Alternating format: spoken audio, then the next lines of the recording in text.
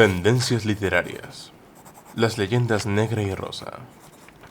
Las acciones hacen la historia, pero los hombres hacen las leyendas. Desde el principio de los registros humanos se ha empleado el recurso de la leyenda. Fuera para ensalzar o vituperar, la leyenda se convirtió en algo intrínsecamente ligado tanto a la historia como a la narrativa. Véase, por ejemplo, las leyendas fundacionales. La loba de Roma, los sucesos de la Ilíada, el periplo del pueblo de Israel, así como el Majábharata de la India, entre otras tantas leyendas de nacimiento. El ser humano, muchas veces, desea dejar un legado épico o glorioso a quienes han de sucederles, quieran o no, en ambas direcciones. Pero como se pueden crear las leyendas fundacionales para encumbrar el espíritu de la gente o el Estado, también se pueden crear leyendas para minar los logros de la cultura o nación. Todos conocemos los terribles sucesos ocurridos durante la conquista española de las Américas, o el salvajismo de los vikingos y los temibles guerreros que eran, a su vez. También conocemos lo buenos y nobles que eran los franceses al considerar a sus gentes de los territorios de ultramar como ciudadanos de pleno derecho, o a los estadounidenses libertadores, pero ¿eso es verdad? Tanto la historia como la literatura tienen una calidad mutable, revisable, reinterpretable y reescribible. Esto ha causado a lo largo de la existencia humana que se vuelvan a visitar periodos de tiempo en los cuales se consideraba que la opinión establecida era la ley, aunque solo para reevaluarlos y arrojar nueva luz, así como con obras literarias que, en su momento, pudieron pasarse por alto, ser atacadas o ser encumbradas.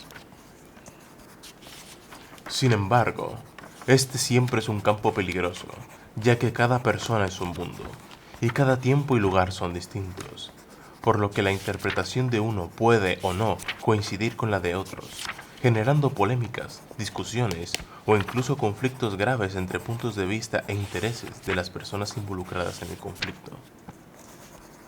Es en este contexto de impasse que el templo de Hermópolis ha decidido traerles la siguiente tertulia, para discutir con amenidad entre colegas sobre este tema. Las siguientes preguntas nos ayudarán a arrojar luz sobre este tema que el cual discutimos aquí, y son las siguientes. ¿Qué es la leyenda propiamente dicha? ¿Qué lleva a crear leyendas? ¿Qué es la leyenda negra? ¿Qué es la leyenda rosa? Y finalmente, ¿cuál es el impacto de estas leyendas en el imaginario popular? Si deseas saber más sobre este tema o ver las respuestas sobre este tema, te invito a quedarte. De antemano, muchas gracias. Bienvenidos amigos a la primera presentación de las tertulias del Templo de Hermópolis. Soy Diehut el Escriba y me acompaña mi compañero Amon Ra, el tebano. Amon, ¿cómo estamos? Bien, aquí sobreviviendo al 2021. Menudo añito, ¿eh? Ya decía las profecías que iba a ser un año cargado. Supongo que pasará a las leyendas, que es el tema que nos trae aquí el día de hoy, ¿no? Realmente, ciertamente, es el tema que nos trae el día de hoy aquí, mi compañero. Entonces, así en una vista rápida, vamos a ver, porque este año viene pesado, viene cargado, hay mucha gente que habla de leyendas, pero ¿qué es la leyenda propiamente dicha? Cuéntame. La leyenda es una creación, ya sea creada a propósito o sin tener intención de crearla, por parte de la mente humana, que tiene como objetivo el entretener, el crear una narrativa justificante, el atacar a un grupo o a otra persona y un montón de motivos más. Interesante. Entonces, en pocas palabras, para así que nos quede claro, la leyenda es una creación que varía entre la diversión y la historia en sí misma, ¿no? Sí. Entonces se puede decir que la leyenda tiene parte de realidad, ¿no? Las leyendas suelen tener una base en el mundo real. Vale. Entonces, Así, un ejemplo de una base que en el mundo real te permita crear una leyenda. No sé si me puedes comentar alguno. Pongamos, por ejemplo, que somos dos trogloditas en el Neolítico y acaba de caer un rayo en un monte y nosotros no lo entendemos. Esto sería una leyenda esto sería un tipo de leyenda creada para intentar explicar fenómenos naturales que no entendemos, ¿no? Y nosotros creamos una leyenda de que ese es el dios del rayo que está marcando ese lugar porque quiere que le hagamos una ofrenda. Entiendo. Ok, entonces, me cuentas que uno de los posibles orígenes de la leyenda es para explicar un fenómeno natural, ¿no? Que no entendamos, un fenómeno de cualquier tipo que nosotros no entendamos. Vale. Y por ejemplo, me habías dicho que también se puede hacer una leyenda para pasar el rato, para divertirse, o para denigrar, o también para ensalzar a una persona, ¿no? Sí. A ver. Pasando por encima de lo que son libros e historias creadas, eso mismo, porque ahí entraríamos en temas más metafísicos de la razón, de la mente humana. Sino, la respuesta corta sería un sí. ¿Por qué? Porque una leyenda, aunque no sea creada en el sentido de entretener a gente, yo puedo, con el paso del tiempo, paso de generaciones, o que pase la leyenda persona a persona, se puede coger un cariz de entretenimiento y de diversión. Ahí tenemos, por ejemplo, el teatro griego. El primer teatro griego está basado en representar las leyendas de la antigüedad. Ok, entiendo. Entonces se vuelve una actividad de diversión, básicamente. Básicamente. ¿Y la leyenda de denigración? Esas son... Habría que diferenciar en ese tipo dos tipos de leyenda. Unas son leyendas creadas por individuos, leyendas creadas por grupos de personas. Las individuales son normalmente, no duran mucho en el tiempo, son sobre temas en concreto. Imagínate que eres un chavalito en un instituto, llega a ver a tu madre un día que se cae en un charco de agua y empiezan a decir que vives en los charcos de agua, una gilipollez de ese estilo. Okay. No tiene ni puñetero sentido, pero eso. Y eso se acabará muriendo con el paso del tiempo porque son individuales. Después tienes leyendas denigrantes de carácter colectivo que pueden ser o generadas por la psique colectiva de la sociedad en la que se genera esa leyenda, o por un grupo de élite de esa misma sociedad que quiera crear esa leyenda para conseguir algún objetivo. Y esas suelen durar bastante más en el tiempo, que ahí tendríamos casos como la leyenda negra española. Entiendo. En el mundo protestante. Sí, un clásico se podría decir, ¿no? Y creo que también a caballo entre la leyenda negra como tal, que ese es un tema que vamos a explicar, y la leyenda de diversión, creo que está la leyenda de los ingleses del balconing, ¿no? Sí, bueno, eso es... eso es una leyenda. A ver, hay ingleses que... Eso es lo que también decíamos antes al principio. Hay ingleses, ha habido ingleses y habrá ingleses que cojan en las playas de Marbella, Valencia, donde sea, cojan y se tiran de un puto balcón. ¿Eso quiere decir que todos los ingleses que vienen? No. Seguramente si te pones a ver las estadísticas tendrás ingleses, neerlandeses, españoles, portugueses, alemanes tirándoselo de los balcones. Vale. Fuera del clásico, entonces, ya que estamos entrando en este tema, ¿qué es la leyenda negra? Así para que ya nuestros oyentes lo tengan claro y luego ya podamos hablar más a detalle de cada uno de los temas. Una leyenda negra, como lo hemos hablado antes, hace referencia usualmente un tipo de leyenda creada con carácter denigrante por un grupo de personas o una del grupo en el que se genera o de una élite que la crea para crear algún tipo de justificación o motivo de cara al público que representa o del que está sometido. A eso entraríamos ya en un tema que no entra, que es cómo funciona una sociedad. Vale. Y eso tiene, la leyenda negra tiene como principal objetivo, ya sea para conseguir lo que sea a partir de ese odio, el crear un odio hacia un tercero. Hablamos antes de la leyenda negra española, que se creó en el mundo protestante moderno, que tenía como objetivo para justificar el poder de los reyes protestantes y la maldad de los reyes católicos de la cristiandad, no me refiero a los reyes católicos de España. Sí, sí, sí. En contra del proyecto de cristiandad universal que tendría Felipe II. Vale.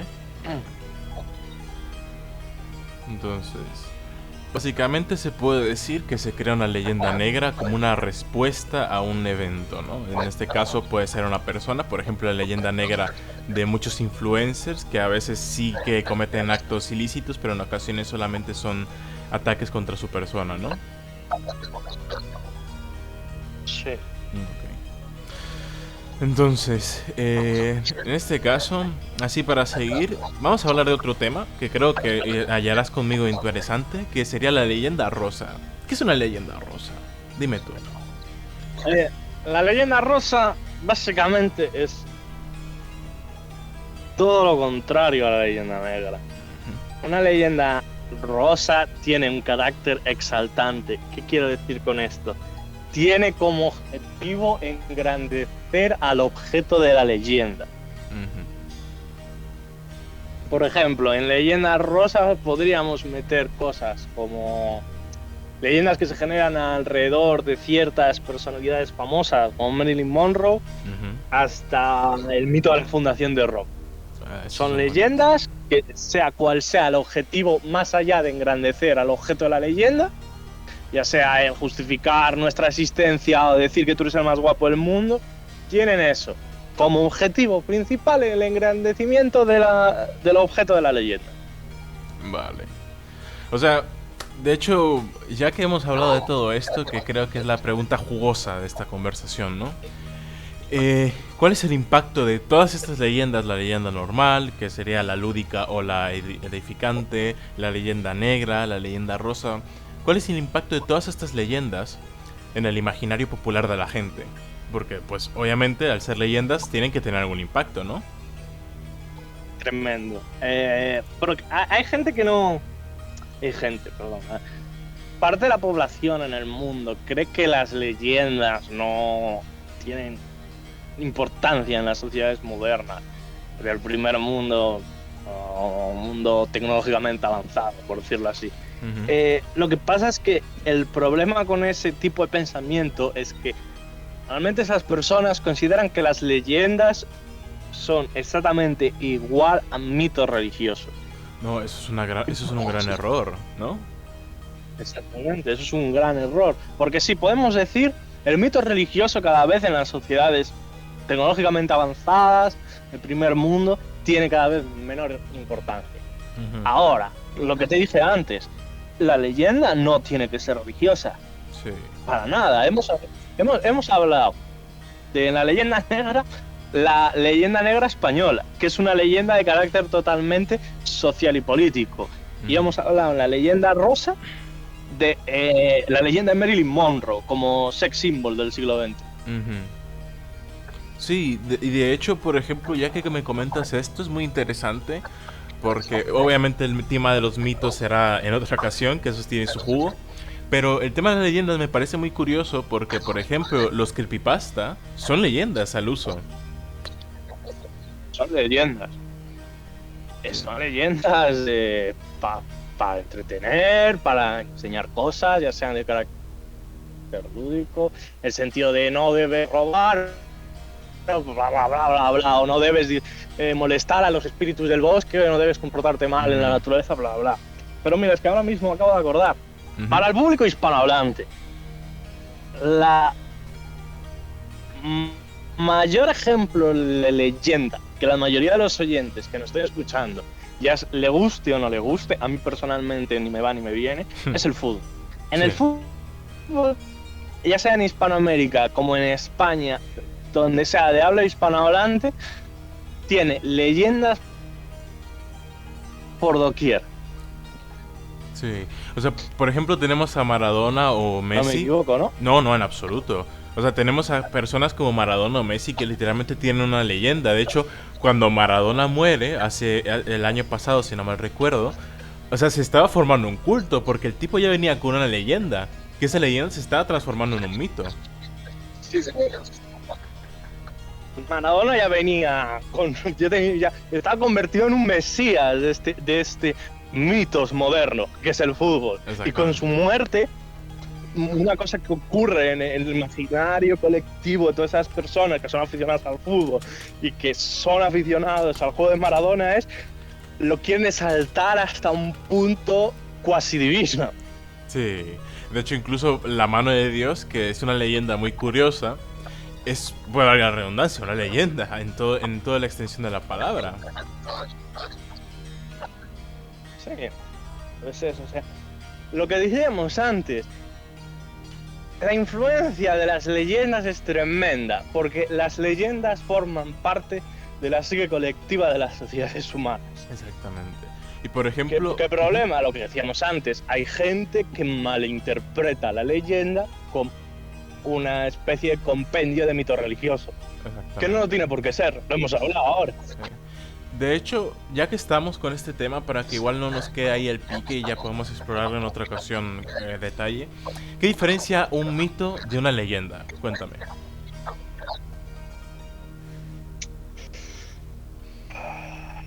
Un mito, usualmente, yo no estoy muy puesto en el tema, pero quiero recordar que es esto. Tiene carácter fundacional y normalmente carácter dogmático religioso. Ok. ¿Y la leyenda? Por ejemplo. Dime. Y la leyenda no tiene por qué tener un carácter ni mítico religioso, aunque en el mítico puede estar exento de él, pero la mayor diferencia, yo diría, es no tiene por qué tener ningún carácter fundacional. Vale. Entonces, ¿me podrías poner algún ejemplo de un mito y compararlo con una leyenda?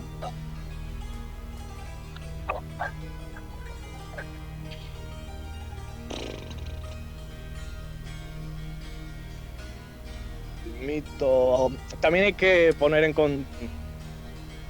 contexto que debido a la interpretación de los dos términos, se usan normalmente indiscriminadamente, incluso fuera de contexto. Sí, eso he visto bastante también. Aunque sí que coincidan. Por ejemplo, la leyenda negra y después tienes la leyenda mito de la fundación de Roma.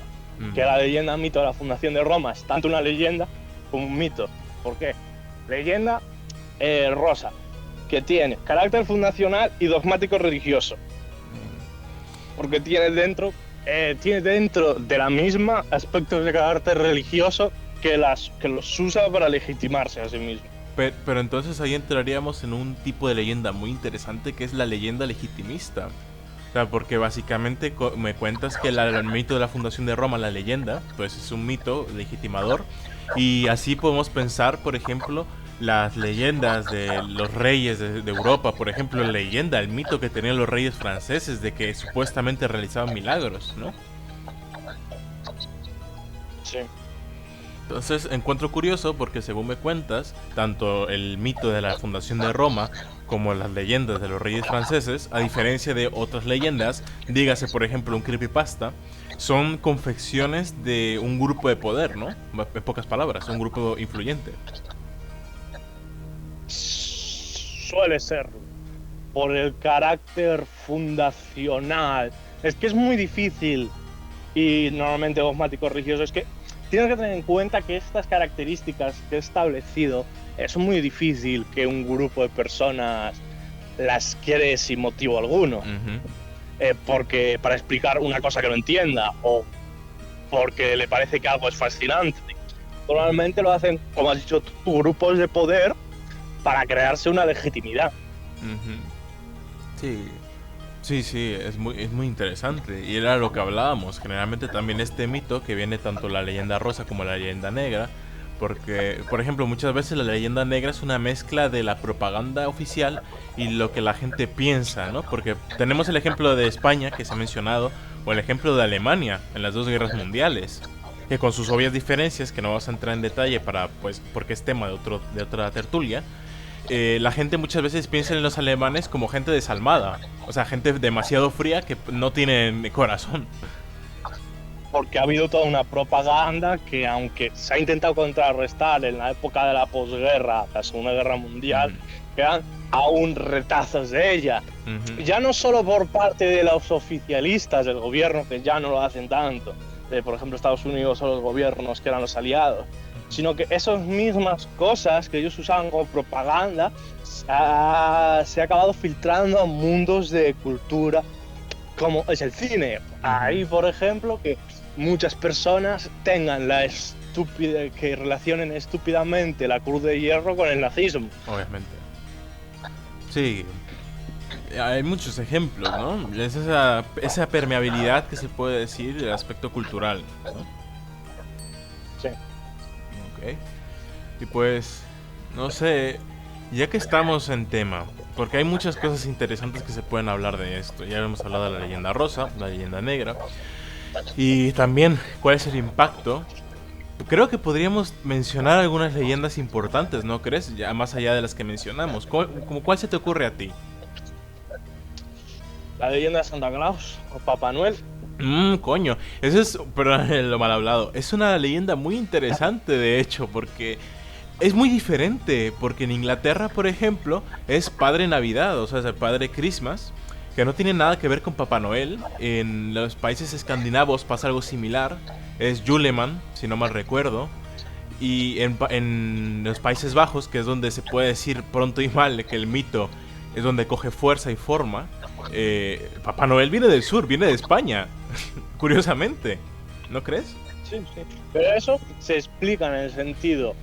El mito de Papá Noel se origina en un momento en el que los medios de comunicación o de propagación de una leyenda, que ahora mismo estaríamos hablando del internet y en menor medida la televisión, que aunque la televisión es más un medio propaganda de leyendas, pero el internet es el de leyendas más puras. Pero bueno, lo que seguía.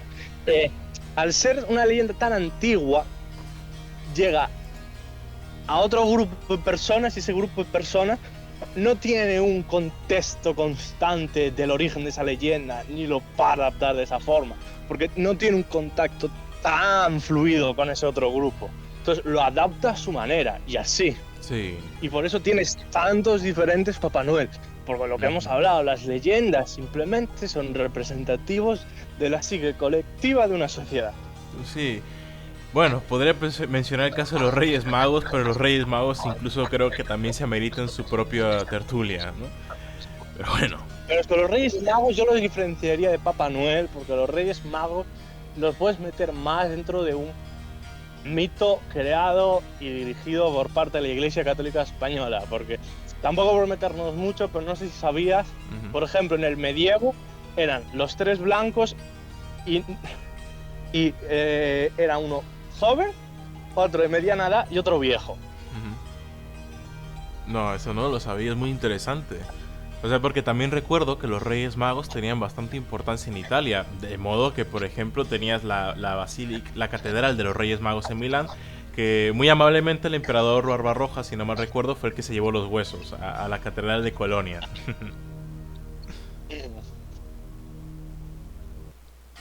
Pero sí, eso, ese tipo de mitos religiosos, porque ya la figura de los Reyes los Reyes Católicos, perdón.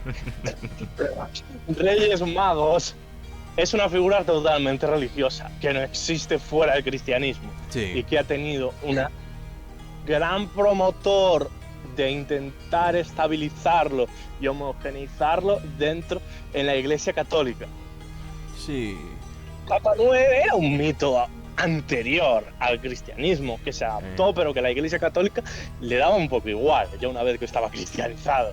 Sí, o sea, porque si no me recuerdo, Papá Noel, según se dice, era una adaptación del mito de Odín, porque Odín era como él. De hecho, se dice también que era la festividad de cada 9 años donde se sacrificaba gente en un árbol y por eso era rojo, al menos en el caso de Escandinavia y Países Bajos. Puede ser. Yo realmente no conozco un origen, pero podría serlo fácilmente. Es una larga historia. Pero por ejemplo, otras leyendas, antes de la que existían propiamente las creepypastas, a mí se me ocurre La Llorona, que es una leyenda de mucho alcance, que en prácticamente todo el mundo hispano, incluso en Filipinas, que como tal está todavía a caballo entre el mundo hispano y no mundo hispano, se conoce la leyenda de La Llorona.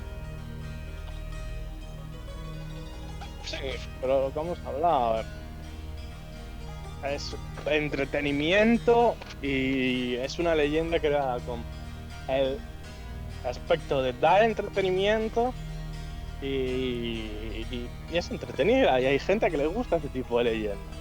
Sí, por eso también es el éxito de los creepypasta, porque los creepypastas son una evolución de esas leyendas locales que pasan a ser globales. Sí. Tienes los hermanos Grimm, que básicamente sus cuentos son adaptaciones de leyendas populares. No sé si esto se puede decir en YouTube, pero la Caperucita Roja es un cuento del siglo XVI. Sí. Antes, en la que la chiquilla acaba violada. Sí, es potente. Es potente esa historia. Sí. El original francés. Sí. De los romanos. Es muy potente, la verdad. O sea, es muy interesante. Y por ejemplo, también, ya que mencionas a los hermanos Grimm, las leyendas, los cuentos de Jacques Perrault también son historias de la Francia del siglo XIV, XV y XVI. Y por ejemplo, la leyenda de Barba Azul es básicamente la leyenda de un francés que se la pasaba matando a las esposas porque se había vuelto loco con la muerte de Juana de Arco, por ejemplo. Sí, pero las leyendas son eso, representaciones de la psique colectiva de la sociedad y las crea según ella quiera. La sociedad, me refiero. Sí, básicamente. Entonces, para ahí dejar ya en esta parte asentado, para responder rápidamente a la pregunta de qué es la leyenda propiamente dicha, entonces hemos quedado de acuerdo que la leyenda es una creación de la psique colectiva que puede ser tanto de un individuo particular como de un grupo de personas o un grupo de poder, que generalmente puede variar de ser un objeto lúdico, es decir, una historia para pasar el rato, véase La Llorona, una leyenda legitimista como la fundación de Roma, o puede ser las leyendas que se forman en torno a personalidades, ¿no? Como habías dicho, el caso de Marilyn Monroe, ¿no? Sí. Y sí, ¿sí? Dime. No, sí, que muy bien el resumen. Está bien.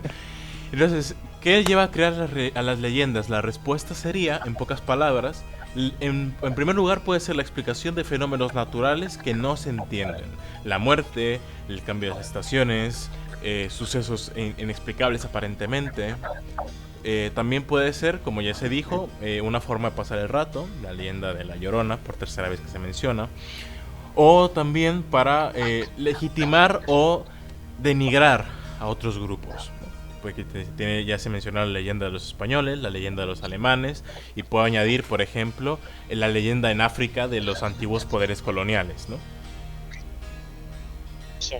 No sé si quieres añadir algo a este resumen, en esta parte de la pregunta. A mí me parece un resumen bastante completo. Me parece que lo has hecho bastante correcto. Vale, mi aprobación. Muchas gracias. La leyenda... Respondiendo a la pregunta de la leyenda negra, ¿qué es? Entonces la leyenda negra, en pocas palabras, puede ser de algo muy normal, como decir que este compañero, por ejemplo, es homosexual, o tú que te caíste una vez en un lugar lleno de excremento, pues eres el niño mojón, se podría decir, ¿no? A ya situaciones más institucionales, como la propaganda de guerra. Exactamente. Sí, porque la propaganda también Sí. no deja de ser una forma de leyenda, sea rosa o sea negra, ¿no? Exactamente, la propaganda es algo creado con un objetivo que está basado en la realidad y está deformado de tal manera que se vuelve una mentira y entra dentro de la psique colectiva de una sociedad. Efectivamente. Entonces, para la leyenda rosa, que ya hemos tomado el tema de la propaganda, que creo que tampoco habría falta repetirlo, es algo que puede ser creado desde un individuo. Por ejemplo, una persona que está enamorada de alguien puede crearse toda una leyenda en torno a la otra persona, ¿no? Sí, básicamente te puedes montar tu vida dentro de tu cabeza y postearlo todo en internet bajo un anónimo. Sí, Eso no lo va a hacer. Buah, eso hemos entrado en terreno pantanoso, en terreno de fanfics. O puedes también, como hacen muchas otras personas, no sé si a algún oyente le dolerá, dejarte todos tus ahorros en una muchacha en internet. Pobrecillos, desde el templo de Hermópolis mandamos nuestras fuerzas a esa gente que pasa por esas situaciones. Entonces, estoy siguiendo con la leyenda rosa. Se sale de la droga, se sale de eso. Efectivamente, hermanos, estén tranquilos que el templo de Hermópolis proporciona su apoyo. Ahora, retomando el tema de la leyenda rosa, también puede ser algo institucional, como ya se dijo, de la idealización, ¿no? De un periodo, por ejemplo. Muy común es eso en el caso de los gobiernos, cuando se crea propaganda para decir que cierto periodo fue mejor que otro, en contraposición a otra persona o periodo, valga la redundancia, ¿no? Sí. Vale. Sí, básicamente. Entonces eso sería la leyenda rosa. Y en pocas palabras, Correcto. para terminar este resumen, un momento.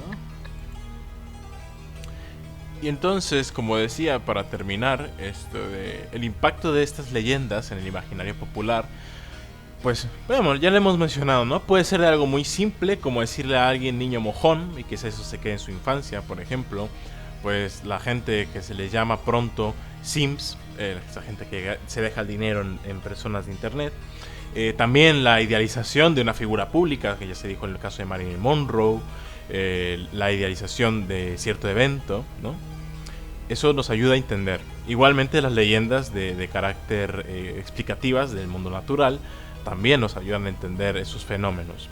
Y pues las leyendas que yo considero entonces en este resumen con mayor impacto, creo que son las de la leyenda rosa y negra, porque suelen quedarse más en el tiempo al ser eventos institucionales donde hay un enorme despliegue de medios para que dicha leyenda surta efecto. Y en pocas palabras, creo que la leyenda afecta mucho en la forma que vemos el mundo. O sea, considero yo que el mundo no sería el mismo lugar si la leyenda negra española o la leyenda negra alemana no se hubieran desarrollado. O en lo contrario, no creo que Roma hubiera sido la misma si aquel mito fundacional de Roma, ¿no? O también las leyendas que se pueden contar sobre la vida de personajes históricos, se puede decir, ¿no? Incluso, pronto y mal, el mito o la leyenda, más propiamente dicho, de la Odisea y de la Ilíada son también cosas que nos ayudan a conformar el mundo en el que vivimos. No sé qué opinas tú, Amón. Sí, básicamente lo que has dicho. No sé si me dejarías poner, porque ya estoy viendo a gente criticando lo que he dicho. Tú siéntete la libertad de defenderte. Si algún oyente le dona a una persona en internet, ya sea una mujer o no, porque quiere apoyar económicamente, porque le gusta el contenido, a mí me parece totalmente perfecto. Yo me estoy refiriendo a cuando tú le estás dando grandes sumas de dinero con la esperanza de a cambio recibir un afecto especial. Sí, es todo un tema que si quieres podemos dejarlo para otra ocasión. O sea, tampoco es plan, creo, que los oyentes se nos echen al cuello. Pero bueno. Sí, pero es que ya estoy viendo a gente echándome al cuello de no sé qué, yo le dono a esta persona. Perfecto. Sí. Como dice el dicho, ¿no? El obrero se merece su justo salario y creo que si generas un buen contenido, algo que pues le llama la atención a la gente, le gusta y te donan, pues yo lo veo bien. No sé tú qué opinas. Y eso, lo que he dicho, está bien. Incluso me gusta esa parte del trabajo. O sea, que si eres un streamer o lo que sea y alguien te quiera donar porque le gusta tu trabajo y quiera verte a ti seguir creando ese tipo de contenido, perfecto, mis bienes, hostia, de puta madre. A mí lo que me parece que es algo, podríamos decir patético, es que tú le des a alguien cantidad de dinero y en respuesta esperes un afecto especial o que esa persona desarrolle simplemente porque le dones 200 euros un amor hacia ti. Ok. Es un tema muy interesante y como dije, creo que podemos dejarlo para otra presentación. Sí, vamos a seguir con las leyendas. Ok. Entonces, ya ese sería el resumen. A ver, para rebobinar. Muy pocas palabras. La leyenda propiamente dicha es para o bien pasar el rato, o bien para explicar un suceso, o bien para contar una historia desde cierta perspectiva, ¿no? La primera pregunta, ¿qué es la leyenda propiamente dicha? ¿Qué lleva a crear las leyendas? Se puede decir que es, como se dijo, para explicar un fenómeno natural, para rememorar cierto suceso, o también desde una perspectiva de grupo influencial, sea gobierno, sea una élite comercial, económica, etcétera, o simplemente una gran masa de gente que decide hacer uso de su capacidad, ¿no? La leyenda negra, en muy pocas palabras, es simple y llanamente existe para denigrar a un objetivo, sea una persona, un grupo, un lugar, porque también hay leyendas negras de lugares. Y la leyenda rosa es todo lo contrario, es para ensalzar, para idealizar, para poner algo más bonito en el lugar. Y el impacto al final de todas estas leyendas es que condicionan nuestra forma de ver el mundo. No sé qué opinas tú, señor Amon. Sí, con la última frase lo ha resumido todo. Las leyendas cambian nuestra percepción del mundo, cambian nuestra percepción de los lugares, cambian nuestra percepción que tenemos de las personas o otros grupos a los que no pertenecemos. No se podría entender al ser humano sin entender la grandísima importancia que tienen las leyendas en las culturas en las que uno habita. Sí, sí, estoy totalmente de acuerdo. Bueno, parece que se nos acaba el tiempo. Estamos ahí un poquito presionados, ya me hablan los otros escribas. No sé si quieres decir algo para despedir el programa. Pues que los oyentes se mantengan sanos, haciendo ejercicio y que intenten seguir vivos lo que queda de año. Así será. Bueno, Amon, un placer haberte tenido en este espacio. A los oyentes que se han quedado al final del video, el Templo de Hermópolis les envía un fuerte abrazo y un cordial saludo. Su servidor, Diejútil Escriba, también les desea lo mismo y les envía con todo el bien que los dioses les puedan proporcionar. Que tengan una excelente semana. Adiós. Adiós. Adiós.